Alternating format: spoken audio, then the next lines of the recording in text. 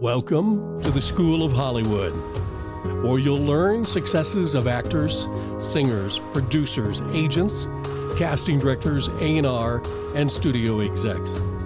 I'm Steve Owens, a 30-year veteran to Hollywood. A producer of movies, TV, and music, a talent manager, a former agent, A&R, and 43 gold and platinum records to my credits.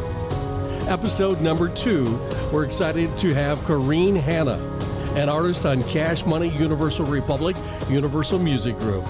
Now here's Karine and her journey to success. Hi Karine, this is Steve, and we're really welcoming you to the show today. I think it's a great opportunity for us to find out about your music career. And, let's start off with you're an artist that's been with Cash Money, which is on Universal Republic and Universal. How did that start? How I got a deal with a label that seems unreal for a pop artist. Is that what you're asking? I mean, they're urban. They're known for urban. Yes. Okay. Well, here's the story. The story goes like this. I was searching for a record deal. Obviously, like everybody else in the music business, they want that major deal. I was very close to a lot of deals. But when I kind of relaxed about it and decided, maybe it's not in the cards for me. I kind of, relaxed about it. And my lawyer was playing my music in his office, and he is Cash Money's lawyer as well. Oh, okay. And, and he didn't even think that he should shop me to them, to introduce me to them, because he didn't think it was the appropriate fit. So they came in for a meeting to his office, and my music happened to be playing in the background on his computer. And he had a poster of me on his wall in his office. And one of the heads of the label, Baby, I don't know if you're familiar with it. Yes, yeah. Just said to him, "Oh, who's that? Who's that on, playing on your computer?" And he said, "Oh, that's Karine Hannah." Oh, and then he says, "And that's her on the wall." And he pointed to my picture. And as a joke, he said, "Why, you want to sign her?" And his response was, "Yes." So that's what happens. Crazy. Well, that's amazing that you didn't have to go through the whole process of, auditioning in front of them and then weeks and weeks of research on you, kind of a thing. You really struck gold on that one in more ways than one. Absolutely. And, one little thing that I've learned, in my time, trying to, achieve, the goals that I had set out for myself, is that sometimes if you kind of relax yourself about certain things, that's the time when things happen. So I didn't put stress on myself over, oh my God, my time is running out, I need to get this record deal or whatever. The minute that I allowed myself to relax about it was the time that things, happened for me. It's interesting that you say that, because I tell actors and musicians all the time that you have to have something else going besides the music or acting career. Otherwise, when you get in the room and you're meeting somebody, you're so nervous and you're shaking and you've lost the concentration that needs to be in the focus of that particular moment. You've had some good success. You landed on the Billboard charts. Tell us about those 2 records that made it up there to the top 10. Yeah, I'm really thankful for that little moment of success. My first single, Burning Up, landed at number 5 or number 6 on the Billboard charts. I had a good team that really helped to push it at the time. And then the second single was a song co-written by Michael J., who's had success in the 80s. He had a big hit with Martika called, oh my gosh, I'm sorry, Toy Soldiers. Toy Soldiers, okay, yeah. Yes. And so he co-wrote this song called Victory. And I remember when he presented it to me, I knew that it was something that I needed to record. And so that also became a top 10 hit. So I had a little success, and I'm really excited. I got to tour around the world with it, and it was a nice moment. What was your impression the first time that you heard yourself on the radio? That it was a dream come true, and it was just, you know, one of those moments. As I mean, anybody who's listening to this, who's aspiring to, you know, be in music and have some success. I mean, there's so many different ways to define success. So just know that just because you're on the radio doesn't mean that you've made it, you know, but it is a beautiful moment to be able to be in a car and all of a sudden your name, you know, is spoken about by the DJ, and then your song is played. It's surreal. It really is surreal. Really amazing. Although, like nowadays, you know, anybody can play their music and it shows up on it looks like it's showing up on the radio at this, you know what I mean? You Yeah, can yeah. do that now with music. So anybody can be a star for a moment. Exactly. You were, you know, in a few years ago that obviously people were still doing radio record tours. What was the experience of being on the road and dealing with, you know, radio and concert tours, and you know what kind of life is that for you when you're out on the road? Um, I, you know, there are people that thrive on it and love it. I can't say I love performing live. I think that's really my thing. But I don't love being on tour. I don't like, you know, running from city to city. I think that any big singer, people that have to, you know, people like Celine and Mariah, um, when you have to really, when you're known for your vocals, it's really taxing to, you know, be fatigued all the time, and being on a plane and then having to settle in a city, and especially if there's a time zone difference, it can be taxing. And then, you know, then you have all the nerves about, oh my God, am I going to hit those notes when I'm out on stage? um, so I really love when I have control over when I'm performing and how I'm performing. So, you know, I live in New York City, so, you know, I try to, you know, book a lot of performances when I'm in town, because then I get to, you know, sleep when I need to sleep, and prepare myself. So, but so for me, being on the road, I liked the idea of it, but I didn't actually love doing it. Okay. You had probably one of the most unique opportunities to get started in the music business, that you were performing on a Canadian TV show, and who kind of discovered you? Oh my goodness, you really did your research.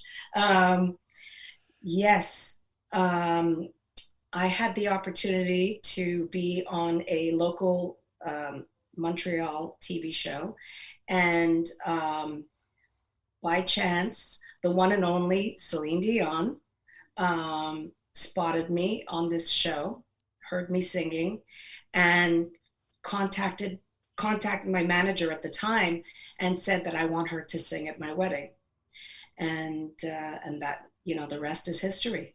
I mean, you've got the considered one of the greatest voices in the world. What was it like singing in front of her? You know what, I was so young and so nervous that I can't even remember how I felt. I think I don't know. I I don't know. I can't even remember. I just remember the overall feeling of that. I thought that, oh well, if I'm singing at Celine Dion's wedding, I'm making it. You know, I made it. Um, I was so eager for this opportunity that singing, I don't know. I it's such a people ask me that all the time, and I don't know, because I think that I was so anxious and nervous about it that I you know, And when you're so young, and it was a long time ago, In the moment, yeah. I can't remember. I just know that it was like the thrill of my life.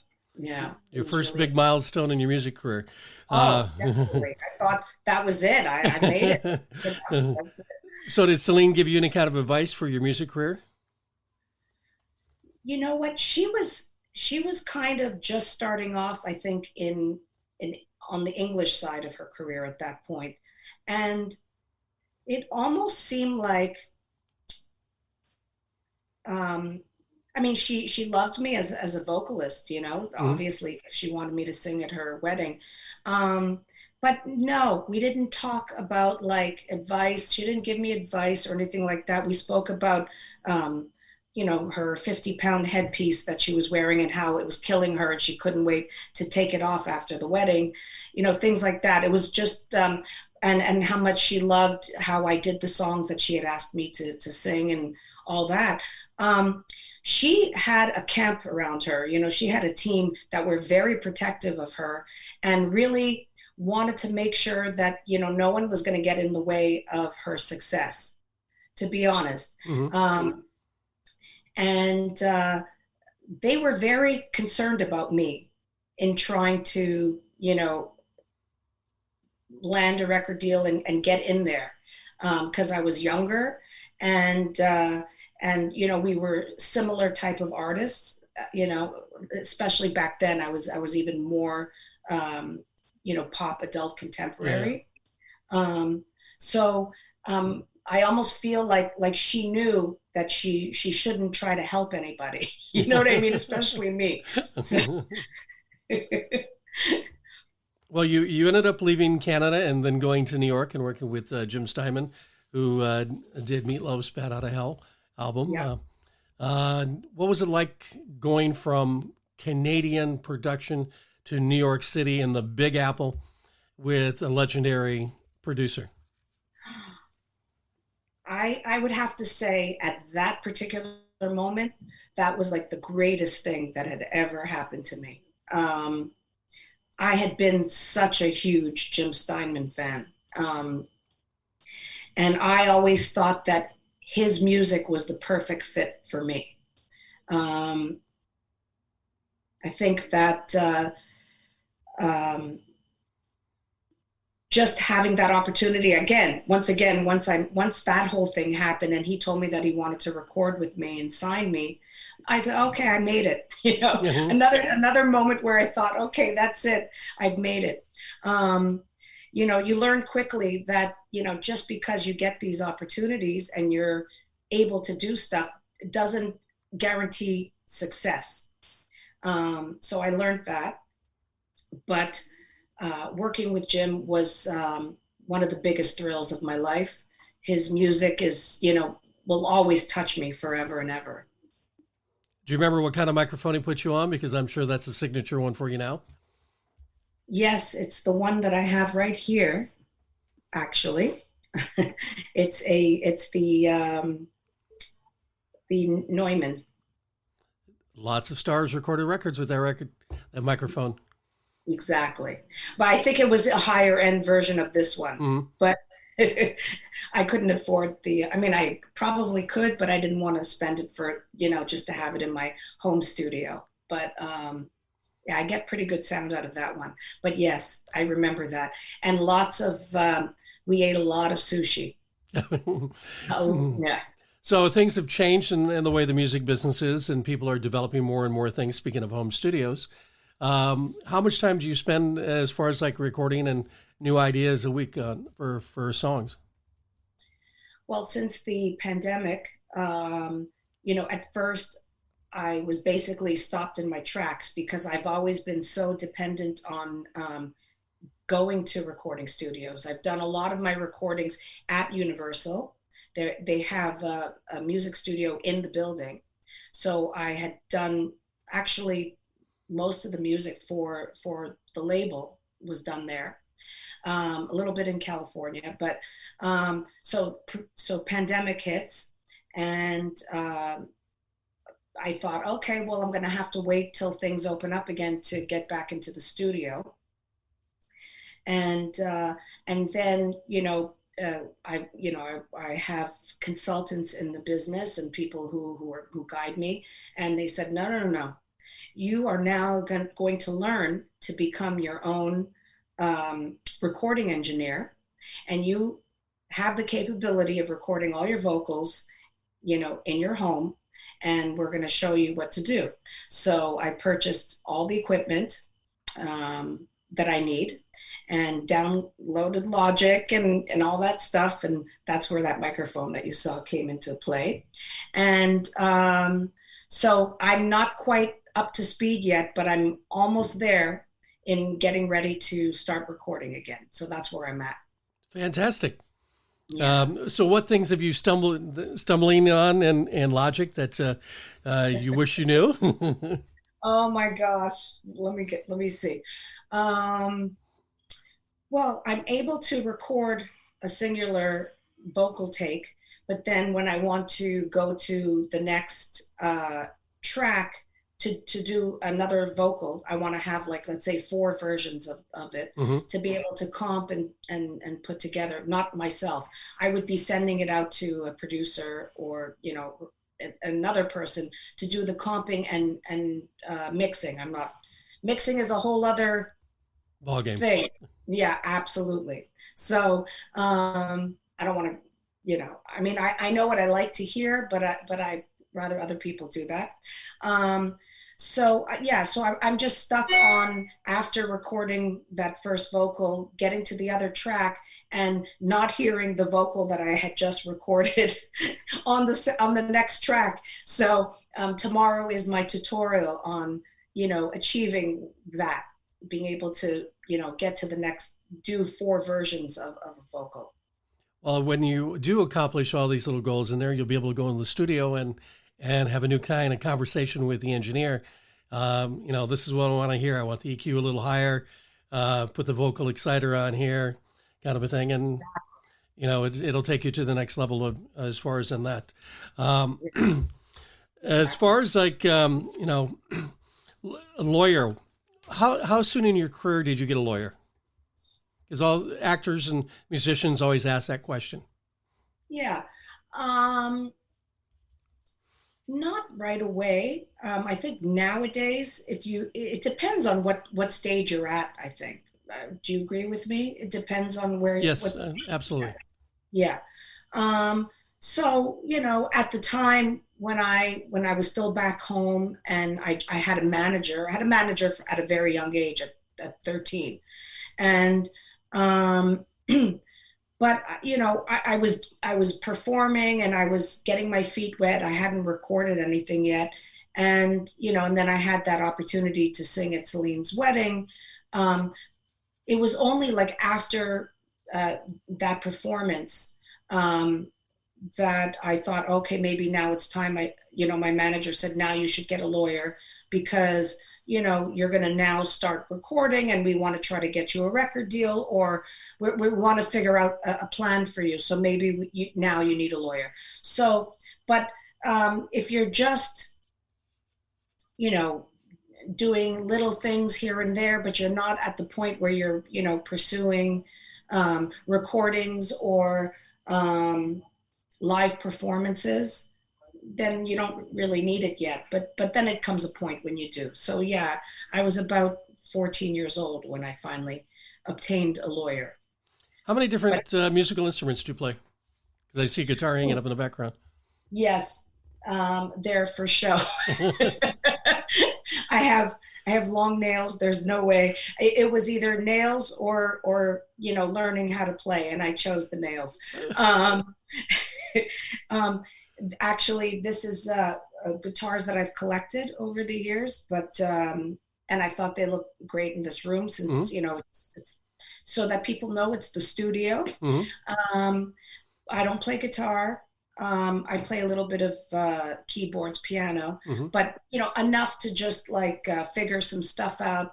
But I would never have the nerve to really like accompany myself on stage. It's just, for me, I find that it takes away from focusing on the vocals, and that's where my skill set is. Who have been some of the artists that have been an inspiration for you over the years? Oh my gosh. Um,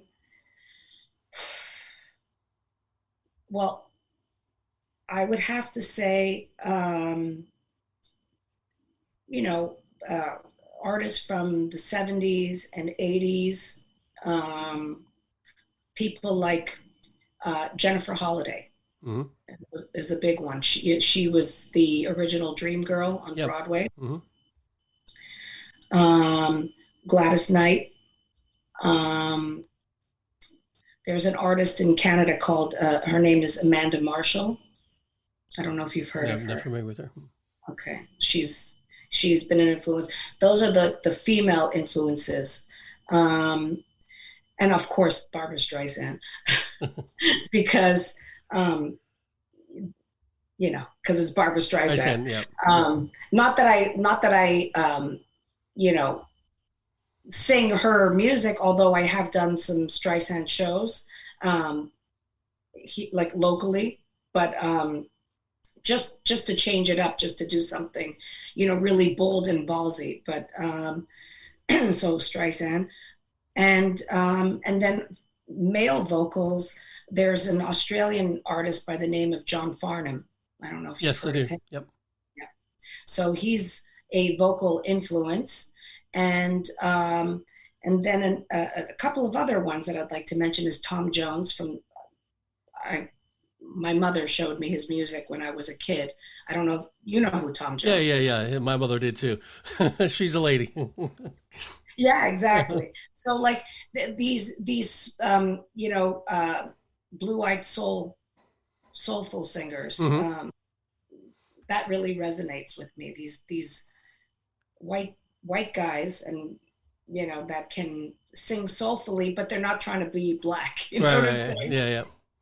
That's what I like. Have you ever thought about jumping on with one of Cash Money's rappers and singing a track with them?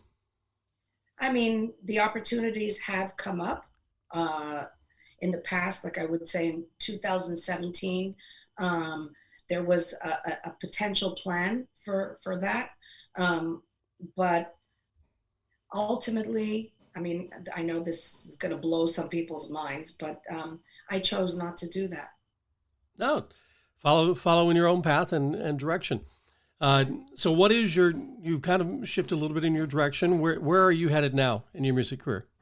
Okay, well, when I first started off, the label and my management all decided that they thought that I should start sort of the pop dance route at that moment. They thought that was a good way to enter, or for maybe they thought it would be an easy route um, to introduce me. Um, and I did it, and I can't say that was my favorite way to have started, and to be recording pop dance. It's fun, but it wasn't exactly what I wanted to do. So now I'm slowly shifting more towards a more mainstream pop. I'm not trying to follow the trends or anything like that. I'm just going to do what I do, and it's going to be basically, sort of like Adele meets Celine. Okay, a great Yeah. combination. Two major hit makers Mm-hmm. who actually sell records, not just Spotify. Exactly. And we are on Spotify, by the way, with this interview in a few days. Oh, cool. Um, so, are you in the studio? Do you have plans to going in the studio as soon as we get out of COVID, or do you have songs that are waiting to be released? Well, it all depends on what I accomplish here in my apartment, because I'm going to start the recording process here, try to get as many vocals done on songs for the upcoming. We're looking for an upcoming release in early 2021. Fabulous. One final thing: do you have any advice for up and coming singers on how they should follow their path and their dream? Just stay true to yourself. Um, do it for the love of what you do, for your art. Try to relax and not you know, kill yourself over not getting to where you need to go. There's so many things that you can do on your own to make things happen nowadays, you know, with technology, and you don't necessarily need that major label deal to accomplish amazing things. And, you know, just keep doing what you love, and things will happen for you. Fantastic. Where can people find you on social media? Well, they can find me at the Karine Hannah on Instagram, and I believe that it's Karine Hannah on Facebook. I have two Facebook pages. Well, we appreciate you being on the show today, and it's a pleasure, and I can't wait to hear the new album coming out on what you've got. I know it's going to be fantastic. Oh, thank you, Steve. I'm so glad that you asked me to do this today. Thank you for listening to the School of Hollywood. Please follow us on Instagram at School of Hollywood and subscribe so you can hear our next episode. I'm Steve Owens. Until next time, continue to follow your dreams and look to the stars for your success.